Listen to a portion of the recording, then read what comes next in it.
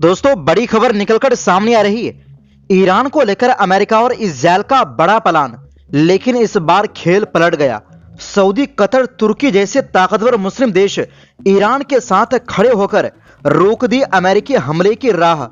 इस्राएली साजिश का खुलासा, ईरानी विदेश मंत्री अब्बास अरागची का बड़ा बयान। ये विरोध प्रदर्शन नहीं, आतंक था। अब संभाल लिया मोर्चा। मोसाद कनेक्शन और झूठी खबरों की खुली पोल। क्या सच में दंगों में शामिल प्रदर्शनकारियों को फांसी दी गई? क्या है सच्चाई? इनके अलावा यूरोप में अब असली बवाल शुरू। ट्रंप की कब्जे की धमकी के बाद ग्रीनलैंड में यूरोपीय देशों ने भेज दिया फौज। तो बिना वक्त गवाए बात करते हैं मुद्दे की। दोस्तों, इस बार ईरान को लेकर जो हालात बने हैं वो अमेरिका, इस्राएल और उनके साथ खड़े मुस्लिम दुश्मनों के लिए बड़ा झटका है। वजह यह है कि ईरान के समर्थन में कई ताकतवर मुस्लिम देश एक मंच पर खड़े नजर आए। किसी ने पर्दे के पीछे काम किया तो किसी ने खुलकर साथ दिया। असल में अमेरिका ईरान पर हमले की तैयारी लगभग कर चुका था। इस्राएल से लेकर मध्य पूर्व में मौजूद अमेरिकी सैन्य अड्डे हाई अलर्ट पर थे, लेकिन सऊदी अरब, कतर, ओमान और तुर्की जैसे देशों ने जिस तरह ईरान के पक्ष में रुख दिखाया, उसने दुश्मनों को चौंका दिया। यही एकता, वो ताकत है जिससे मुस्लिम विरोधी कभी नहीं देखना चाहते। कुछ ताकतें चाहती है कि शिया सुन्नी के नाम पर मुसलमान आपस में लड़ते रहें, क्योंकि यही उनकी सबसे बड़ी कमजोरी मानी जाती है और दुश्मनों के लिए सबसे बड़ा फायदा है। लेकिन इस बार ऐसा नहीं हुआ। सऊदी अरब ने ईरान पर हमले के लिए अपना एयर स्पेस देने से साफ इनकार कर दिया। कतर, ओमान और कुवैत ने भी अमेरिका को चेतावनी दी कि ईरान पर हमला नहीं होना चाहिए। इस्राएल को उम्मीद थी कि इस बार अमेरिका उसके लिए काम करेगा। वेनेजुएला पर हमले के बाद ट्रंप का हौसला बढ़ा हुआ है और अमेरिका, इस्राएल दोनों यही सोच रहे थे कि ईरान में सत्ता परिवर्तन किया जाए, यानी खामेनी की हुकूमत को गिराया जाए और रजा पहलवी को सत्ता में लाया जाए।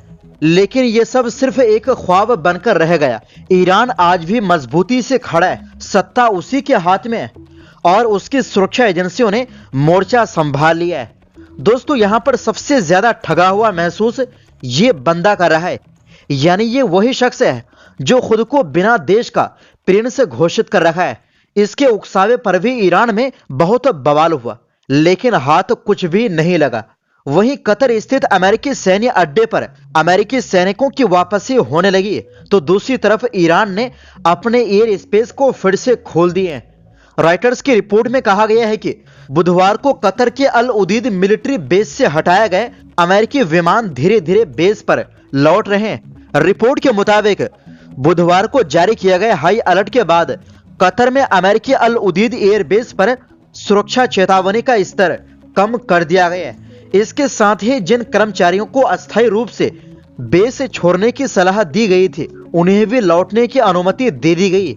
इसी बीच ईरान के विदेश मंत्री का एक बड़ा बयान भी सामने आया है। ईरान के विदेश मंत्री अब्बास अरागची ने कहा है कि ईरान में हाल ही में हुई हिंसक घटनाएं कोई आम विरोध प्रदर्शन नहीं थी, बल्कि इसके पीछे इस्राएल की साजिश थी।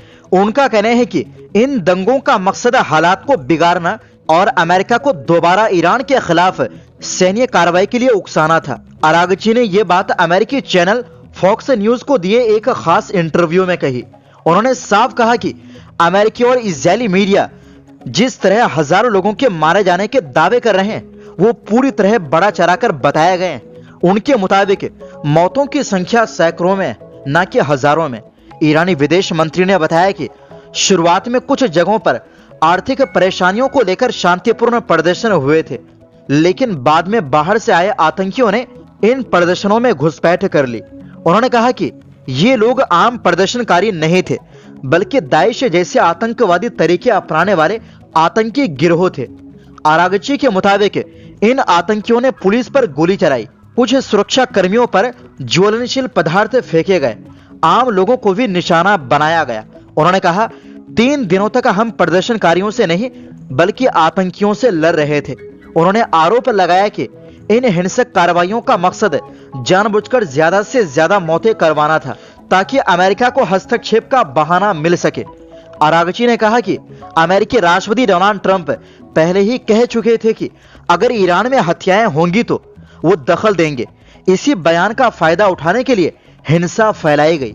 उन्होंने इसे एक सोची समझी इजरायली साजिश बताया। ईरानी विदेश मंत्री ने यह भी कहा कि अब देश में हालात पूरी तरह काबू में है और सुरक्षा एजेंसियों ने हालात संभाल लिए हैं। उन्होंने उम्मीद जताई कि अब समझदारी से काम लिया जाएगा और तनाव और नहीं बढ़ेगा, क्योंकि ऐसा हुआ तो इसके नतीजे सभी के लिए बेहद खतरनाक हो सकते हैं। इस बीच ईरान की न्यायपालिका ने एक और अहम बयान दिया। उसने इरफान सुल्तानी नाम के युवक को फांसी दिए जाने की खबरों को पूरी तरह झूठा बताया। न्यायपालिका ने कहा कि यह खबर इतनी गलत थी कि अमेरिका भी इसके झांसे में आ गया। न्यायपालिका के मुताबिक 26 साल के इरफान सुल्तानी को 10 जनवरी को दंगों के दौरान गिरफ्तार किया गया। उस पर आंतरिक सुरक्षा के खिलाफ साजिश और सरकार विरोधी प्रचार के आरोप है, लेकिन इन मामलों में फांसी की सजा का प्रावधान नहीं है। दोष साबित होने पर सिर्फ जेल हो सकती है। फिलहाल वो करज की केंद्रीय जेल में बंद है।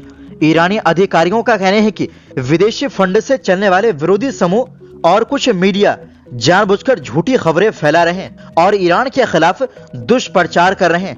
सरकार ने माना कि देश में आर्थिक दिक्कतें हैं और लोगों की शिकायतें जायज है, लेकिन आरोप लगाया कि विदेशी ताकतें इन्हीं समस्याओं का फायदा उठाकर हिंसा भड़का रही।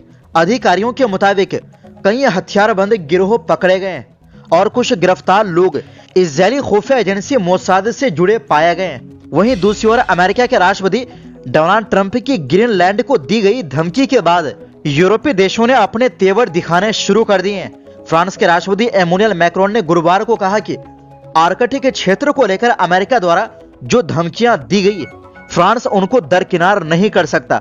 ऐसे में फ्रांस भी बाकी यूरोपीय साझेदारों के साथ मिलकर जल्द ही ग्रीनलैंड में अपनी तीनों सेनाओं को भेजेगा। दरअसल फ्रांसीसी सैनिकों को संबोधित करते हुए मैक्रोन ने कहा कि हमें ग्रीनलैंड की सुरक्षा को मजबूत करना होगा। उन्होंने कहा, इस उद्देश्य के लिए फ्रांसीसी सैनिकों की एक टीम पहले ही यहां पहुंच चुकी है। आने वाले दिनों में थल, वायु और समुद्री संसाधनों को और मजबूत करने के लिए और सैनिक ग्रीनलैंड जाएंगे। दोस्तों, फ्रांस ने यह कदम ग्रीनलैंड को लेकर अमेरिका और यूरोपीय देशों के बीच बढ़ते तनाव के चलते उठाया है। राष्ट्रपति डोनाल्ड ट्रंप ने सत्ता में आते ही ग्रीनलैंड पर अपने इरादे जाहिर कर दिए थे। पहले उनकी बातों को हल्के में लिया गया, लेकिन जब उन्होंने इसे हासिल करने के लिए सैन्य विकल्प की बात की तो हालात गंभीर हो गए। इस बीच अमेरिका ने अपने सैन्य बजट में बड़ी बढ़ोतरी की है। ट्रंप इसे अगले साल तक करीब 1.5 ट्रिलियन डॉलर तक ले जाना चाहते हैं। विशेषज्ञों का मानना है कि ये बजट सिर्फ सुरक्षा के लिए नहीं, बल्कि विदेशों में दबाव और हमले के लिए भी इस्तेमाल हो सकता है। दोस्तों, आपको बता दें कि डेनमार्क के तहत स्वायत्त ग्रीनलैंड में करीब 56,000 लोग रहते हैं और यह इलाका ज्यादातर बर्फ से ढका है। ट्रंप का कहना है कि आर्कटिक में अमेरिकी हितों की रक्षा के लिए ग्रीनलैंड पर कब्जा जरूरी है। डेनमार्क ने वहां अमेरिकी बेस की पेशकश की थी, लेकिन ट्रंप कब्जे से नीचे कुछ भी स्वीकार करने को तैयार नहीं है। तो दोस्तों, फिलहाल के लिए इस रिपोर्ट में बस इतना ही। फिर मिलते हैं एक नई रिपोर्ट्स के साथ।